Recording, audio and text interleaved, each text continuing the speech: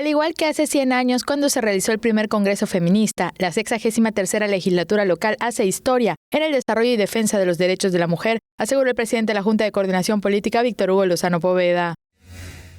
Así como lo hemos hecho ya con la ley 3 de 3, con la ley en contra de la violencia vicaria, con la ley que le da acceso a los ayuntamientos, a las mujeres, a tener igualdad de condiciones en relación con los hombres. Ya hay una obligación para que los alcaldes empleen en sus puestos directivos a la mitad mujeres, la mitad hombres, algo que nunca se había visto en Yucatán y que sienta precedente a nivel nacional. No se dan por satisfechos porque siempre se tiene que seguir trabajando a favor de los derechos de la mujer.